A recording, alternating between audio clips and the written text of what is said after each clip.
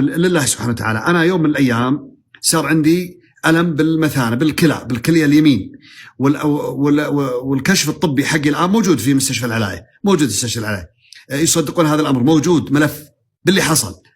فسبحان الله العظيم رحت المستشفى اليوم الأول، سووا لي أشعة، قال لي إنه عندك أنت حصوة بالكلى، 3 حصوات بالكلية اليمين. الكلية اليمين اليسار فيها شوي حاجة بسيطة، لكن الكلية اليمين فيها 3 حصوات، واحدة أكبر من الثانية، المهم في اختلاف في أوزانها. سبحان الله العظيم. قال لي الطبيب اشرب مويه وكذا، واشرب سوائل من الآن إلى بكرة أو بعد بكرة، إذا زاد الألم عليك تعال، مضطرين لأنها 3، وخاف تقفل الحالب أو شيء طبي قال لي، نسيت ايش قال لي، لكن يقول لي ترى ممكن تقفل عليك، لازم تجينا.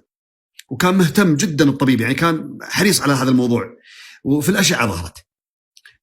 هذه قصة لي أنا، هذا واقع. فسبحان الله العظيم رجعت البيت، وكان الكلام هذا طبعا طوال النهار اليوم الأول. من بكرة قبل صلاة الفجر بشوي صحيت من الألم يعني ما صعب جدا، ما حد يحتمله. برضو في نفس المكان، عشان تعرفون قوة وعظمة القرآن، عشان تعرفون أن القرآن منه، سبحان الله منه، من القرآن شفاء، ناخذ من القرآن أشياء شفاء. المهم، فسبحان الله العظيم صليت الفجر، يعني تحاول تقاوم صلاة الفجر، قلت خلاص شوي، ربع ساعة نص ساعة أبقرأ على نفسي، أسأل الله أن ينفع فيه، وبعدين أشوف إذا والله طول الموضوع أبركب موتري بروح المستشفى. ما أستطيع حتى يعني يلا مقيد. جبت أظن علبة أو علبتين موية صحة اللي هي أبو نص، اللي فيها 250-300 ملي، فيها الحدود، وفتحتهم وبديت أقرأ الفاتحة وأقرأ الآية 106 في سورة طه: أعوذ بالله من الشيطان الرجيم، ويسألونك عن الجبال فقل ينسفها ربي نسفا، ويسألونك عن الجبال فقل ينسفها ربي نسفا، وارجع أقرأ الفاتحة مرة ثانية وانفث في الماء وأشرب، أشرب يعني باستمرار، أقرأ الفاتحة وأشرب، أقرأ الآية اللي قلت لكم عليها في سورة طه، أنفث وأشرب، وباستمرار حتى خلصت العلبة الأولى، وجبت الثانية واستمريت. خلاص وصلت إلى درجة أنه ما عاد أتحمل أبدا، الألم وصل إلى أقصى درجاته فوق ما تتخيلون. قلت خلاص ما في حل إلا أركب سيارتي وأروح، والموية أخذت علبة معي وقاعد أقرأ، وركبت السيارة على المستشفى. والله يا أخوان وأشهد الله على ذلك إني ما وصلت المستشفى إلا ما في ألم نهائيا، طفى كأنك جايب موية وصابها على نار أخمدتها.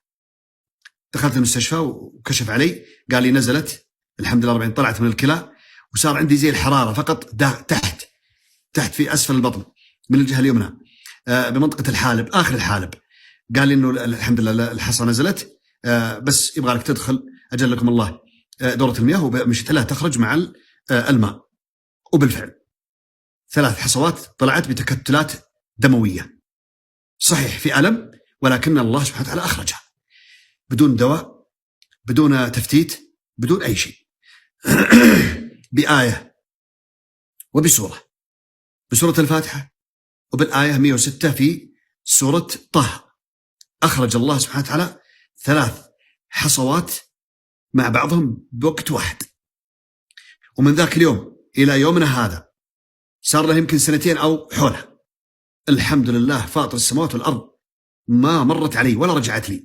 106 في سورة طه، كل ما أحس بأي ألم أو نغزة أو شيء زي الأشياء هذه، على طول أرجع إلى القرآن. حصوات في الكلى، حصوة رمل يتجمع ويصير حصى، رمل مع الوقت ترسبات حتى تتكون حصوات. في أحد يقول إيش الحصوات؟ معقول ما حد يعرف الحصوات إيش؟ تخرج بالقراءة، بقراءة القرآن.